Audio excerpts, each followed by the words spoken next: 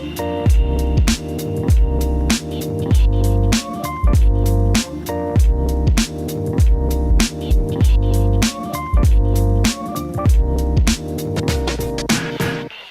gestion du risque de contrefaçon pour les PME dans le cadre de sous-traitance. Manal El-Bekkari, bonjour. Bonjour. Et donc un article coécrit avec Catherine Mercier-Suissa, et vous êtes tous deux au Centre de recherche en gestion Magellan, Université Lyon 3, IAE Lyon 3. Oui, tout à fait. Enfin, IAE de Lyon, pardon, Université de Lyon.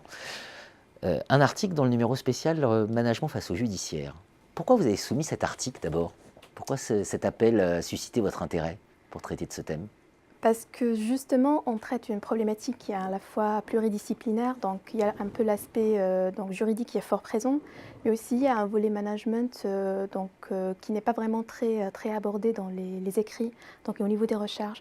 Donc on a souvent vraiment tendance à discuter tout ce qui est impact peut-être macro, microéconomique et social de la contrefaçon, de traiter le volet juridique, mais tout ce qui est au niveau management, donc comment en interne on peut gérer ce risque-là, qui est quand même assez pesant sur le développement international des entreprises d'une manière générale, mais assez crucial pour la PME, donc qui est une entité avec des spécificités assez particulières, avec des budgets qui sont quand même assez restreints.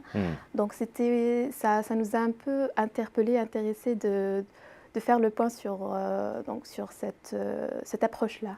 Les bons sujets se trouvent à cheval entre plusieurs boîtes. Voilà. Alors, qu'est-ce qu'on apprend dans cet article sur la gestion du risque de contrefaçon pour les PME?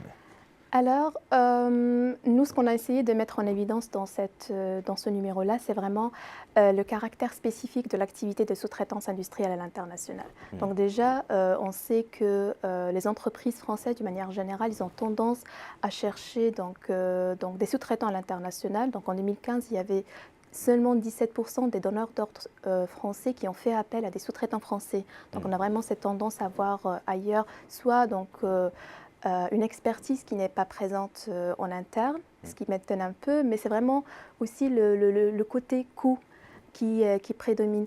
Donc on essayait un peu de voir au niveau des PME françaises donneuses d'ordre pour voir quand elles cherchent ces avantages-là, donc à la fois concurrentiels à l'international et par la suite qui nouent des relations avec des partenaires qui peut-être potentiellement avec des intentions, si je peux dire, malhonnêtes.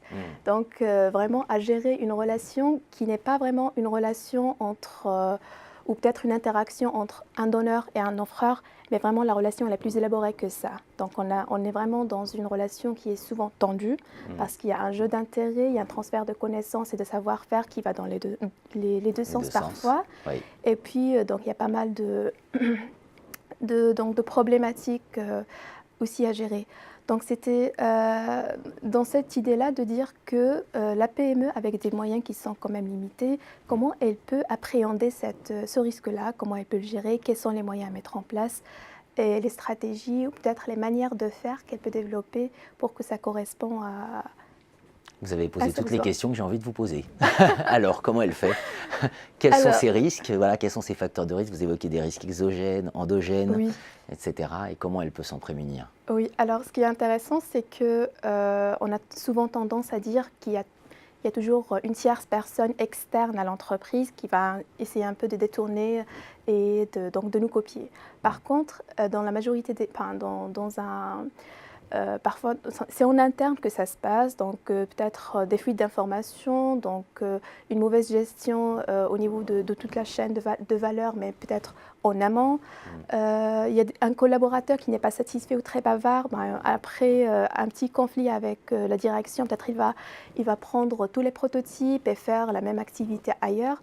Donc c'est vraiment pas mal d'aspects qu'il faut en interne maîtriser.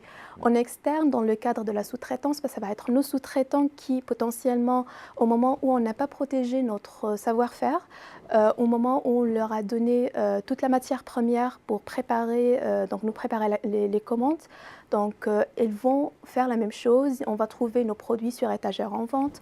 On va, par exemple, ils vont faire recours à des sous-traitants eux-mêmes, donc ce qu'on appelle le mouvement de la sous-traitance en cascade pour faire une partie de la commande. Et dans ce cadre-là, c'est difficile en fait pour la PME de remonter la chaîne, de voir qui a fait quoi. Donc au niveau de tout ce qui est traçabilité, ça risque d'être un peu délicat. dans ce genre d'activité. Et donc, ce qu'on a un peu observé, c'est que concrètement, qu'est-ce qu'elles font? On part d'un premier état de réticence, de déni, de dire bah, finalement, ce qui compte, c'est la confiance. Donc, nos sous-traitants, ils dépendent de nous et ils ne vont rien faire, chose qui est quand même un peu fausse parce que finalement, ils sont contrefaits. Donc, de cet état-là de déni, ils vont essayer petit à petit de façonner une manière de faire qui va par la suite devenir un mode de management ou une stratégie propre à eux. Donc, par exemple, ils vont jouer sur tout ce qui est aspect innovation, donc technologique. On va jouer sur l'aspect un peu marketing et commercial. On va jouer aussi sur le management en interne. Mais vraiment, il y a un ensemble de pratiques qui se font. Donc, il y a aussi l'aspect un peu technique pour utiliser des méthodes un peu pour sécuriser, traçabilité, etc. Mais ça reste un peu un processus vraiment très lent. Donc, qui est poussé vraiment par l'effet apprentissage. C'est-à-dire, j'étais contrefaite 2-3 fois, je n'ai rien fait, c'était plus une relation un peu de... Donc, je suis allée directement négocier, peut-être avec les sous-traitants. Donc, au bout de 3-4 fois, donc, ça devient un peu dur. Ce que je fais, donc, j'essaye un peu d'être un peu, non pas agressive, mais quand même de dire non, là, il faut arrêter, il faut vraiment mettre les choses au clair. Par contre, et contrairement aux grandes entreprises qui ont souvent des moyens, ce qu'ils vont faire, ils vont plutôt adopter la posture d'un guerrier agressif dès le début. Donc, c'est-à-dire, on va sur le terrain, on va se manifester, on va présenter tous les brevets, par exemple, ou les modèles qu'on a déposés, etc. On va vraiment être à l'attaque dès le début. Chose qui, peut-être pour les PME, reste un peu compliqué. Oui, reste un peu compliqué. La gestion du risque de contrefaçon pour les PME, donc un article de Manal El-Bekkari, merci Manal, merci et de à Catherine Mercier-Suissa, retrouvé dans la revue française de gestion. Voilà.